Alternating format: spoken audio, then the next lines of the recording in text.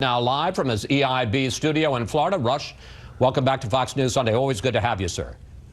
Thank you, Chris. It's great to be here. You say that what's happening to Donald Trump right now is that the left-wing courts, the left-wing media, the left-wing bureaucracy are trying to, in your words, sabotage his presidency. Sabotage? Well, actually, I do. And it's driven by two things, actually. The first thing that's going on, Chris, in my view, it is preposterous to believe that the Russians had any effect on the outcome of voting in this country. It's absurd. There is no evidence. Zilch. Zero. Nada. The New York Times has run two stories that are basically propaganda on this, one in October and one this past week, and both stories clearly say no evidence. Nobody they've talked to has any evidence whatsoever to suggest it. The second thing I think that's important for people to remember, people that voted for Donald Trump, people that support Donald Trump, really, really believe that they were going to lose the country if Hillary Clinton won. This is not an idle thought. It's not an exaggeration. They really believe that the country as founded was up for grabs. It was over if Hillary had won, if the Democrats had another 4 or 8 years to do what they do with the judiciary and so forth. So those two things, and I think if you try to understand both of those, not you personally, but people have a much greater ability to understand Trump and his supporters if you can intellectually accept those two premises. You also use a phrase which I have to say that I only heard for the first time in the last couple of weeks, the deep state. And that's the notion that there's an Obama shadow government embedded in the bureaucracy that is working against this new president. I think some folks are going to think that's right on, and some folks will think it's awfully conspiratorial. Well, I would love to claim credit for that, but actually I think a reporter by the name of Glenn Greenwald at The Intercept, who has got a relationship with, what's his name, Assange, I think he actually coined the term, and I think it works. I don't think there's who's driving this business that the Russians hacked the election. It's a Democrat party. It's Hillary. It's Obama. It's all those people who just can't accept that. And you think they're behind the leaks too?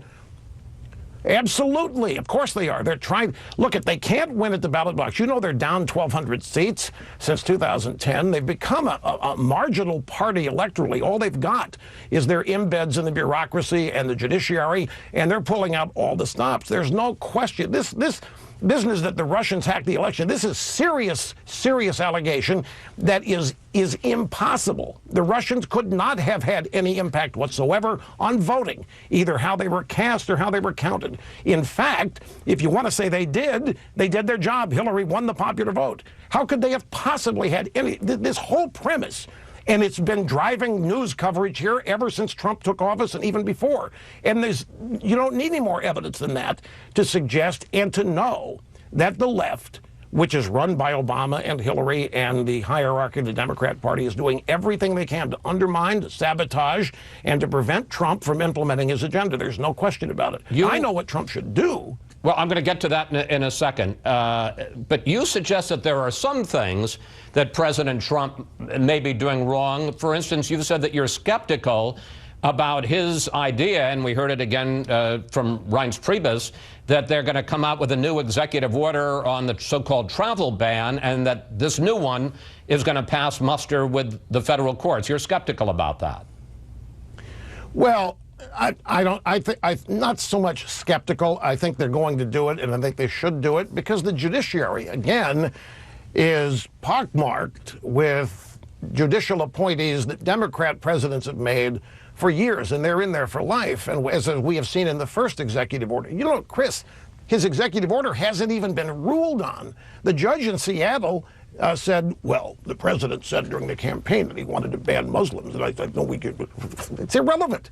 They're not even using the law to try to stop the president on this.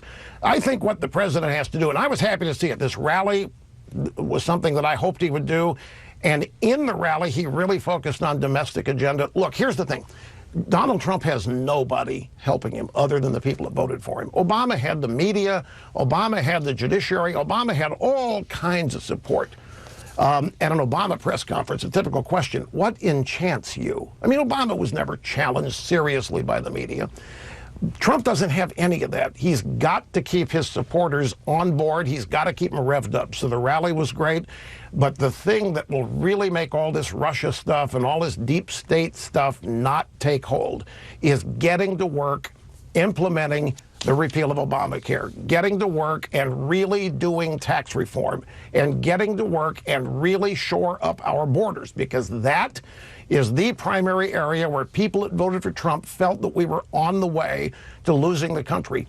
We've even lost the definition of immigration. Immigration today, if you listen to the left, equals anybody who wants to come into the country should be allowed. That's not what immigration is. That's illegal immigration, and we ought to all oppose it. We are all in favor of immigration that determines who gets in, the quantity of people who get in, whether they assimilate or not.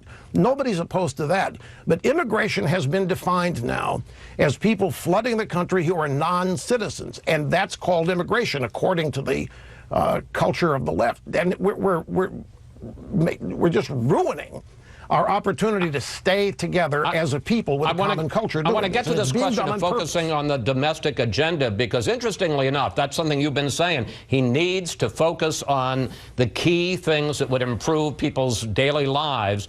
There is a columnist for the Washington Post who is no conservative, and he actually wrote this week, and I don't know whether you're going to give you a heartburn. He said, Rush Limbaugh is exactly right about how Donald Trump can fix his problems, namely ignore the political chatter and focus on the domestic agenda.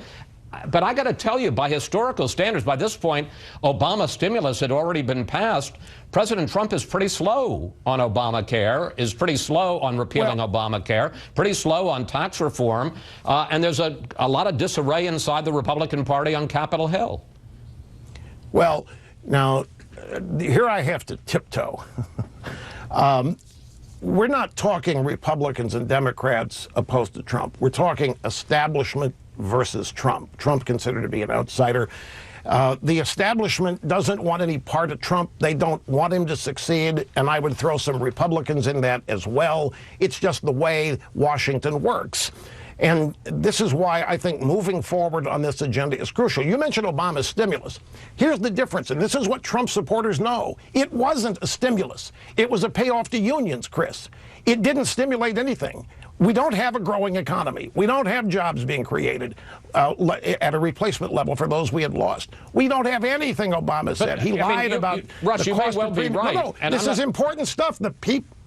Well, no, I'm not disagreeing with you. I'm just saying at least he passed his program, and President Trump hasn't passed any of his programs yet. Well, of course, it makes my point. Here you had, I tiptoe again. You have the historic You're not very good at tiptoeing. African American. Well, it's television. It's Fox News. I have deep respect. But no, seriously, you have first African-American president. You have everybody falling all over themselves to acknowledge that, to reward that. Obama was going to get everything he wanted in the first year, because if anybody opposed it, they were going to be accused of being a racist or bigot or who knows what. But don't ignore the substance. The voters know that his stimulus, it doesn't matter when it got passed, he misled everybody about it. The people of this country are tired of being misled. They're tired of voting based on what candidates have told them they're going to do, and nothing ever changes. Trump has a wide berth here, Chris. The media did not make Donald Trump, and they can't destroy him. But the media thinks, and when I say media, let me define ABC, CBS, NBC, New York Times, Washington Post, USA Today, LA Times, that cadre. They have a formula, they have a blueprint for destroying Republican political officials they don't like. It's not going to work on Trump. He doesn't fit that mold. They're trying to every day. It's kind of comical to watch. And my point about the domestic agenda, if he really wants to leave and I'm not interrupting. Get going on it. I'm not interrupting because we agree. I'm just moving you along. I want to stay on this media issue. Because you heard my conversation just now with Reince Priebus, and tell me what you think. When Trump sends out a tweet and says the fake media, and all those organizations you just listed are not my enemy, they're the enemy of the American people, does that go too far? Well, again, not to his voters. His voters have fought this for the longest time. I think that there's something to it. Enemy of the people, enemy of the state, they're enemies of Trump. And Trump won the election.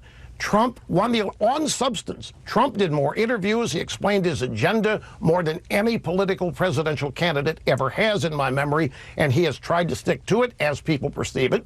And this effort to stop him, this is what people conclude. Anti-American, anti-this. It clearly is anti-Trump. And Trump has a connection with his voters that most politicians don't have. I understand it perhaps better than anybody in media.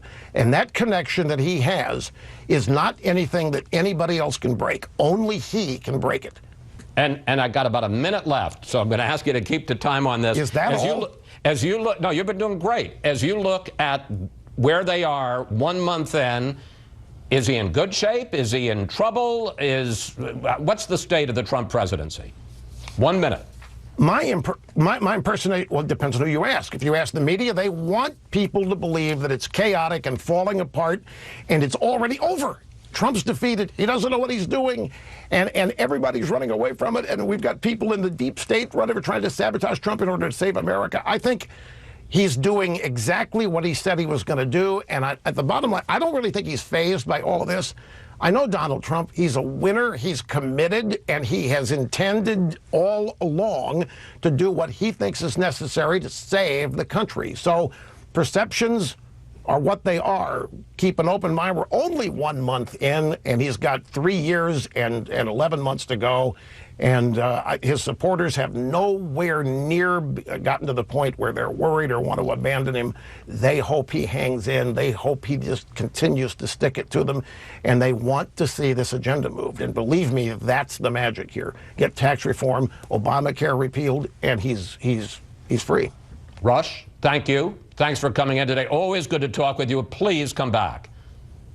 Thank you very much, Chris, and I appreciate this very much. I really do. Always a pleasure. Up next, we'll bring in our Sunday group to discuss President Trump's effort to seize control of the narrative from the media. Plus, what would you like to ask the panel about the president's first month in office?